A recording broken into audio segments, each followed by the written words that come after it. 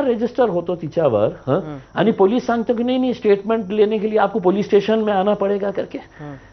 ये क्या इतना इतना अंधा रात चलेगा?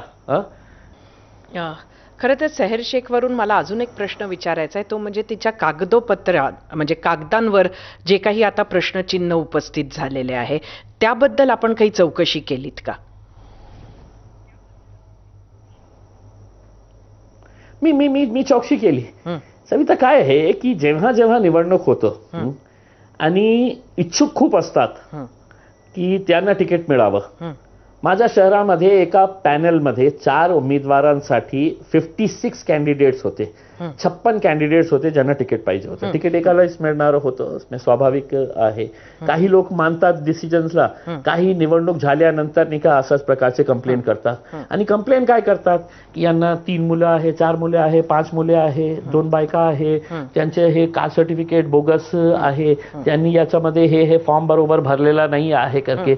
माझ्या एकट्या या शहरामध्ये 33 कॉर्पोरेटर्स आमचे निवडून आले आहे।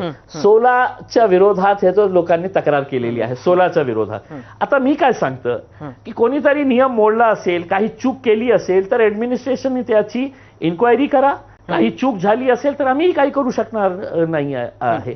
मग सेहर शेख म्हणजे इतकी मोठी नेता या मीडियाने तिला तयार केलेला आहे आणि धन्यवाद देतो मी सगळ्या मीडियाला की आम्ही कोट्यवधी रुपये खर्च केले असते तर इतकं तिला चांगलं पब्लिसिटी मिळाली नसती जितकं ते मीडियानी तिला आपल्या ओबीसी सर्टिफिकेट खरं आहे का खोटं आहे म्हणून।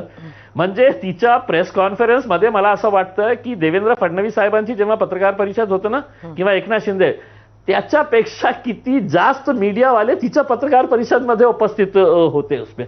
म्हणजे धन्यवाद सगळं मीडियावाल्यांचं। आता जे काही आहे तिने काही चूक केली असेल, तिने तर मला स्पष्टपणे सांगितलं, डॉक्युमेंट्स दाखवलेले आहे, आम्ही संतुष्ट आहे। काही चूक झाली असेल तर कारवाई करा, आम्ही काही करू शकणार नाही आहे।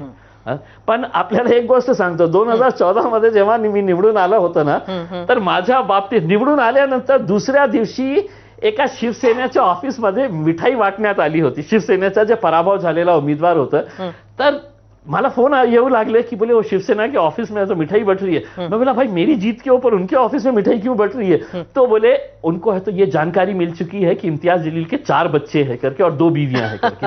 आता 2014 पासून सविता मी वाट बघत आहे की माझी एक बायको आणि 2 मुले कुठे आहे करके उसमें।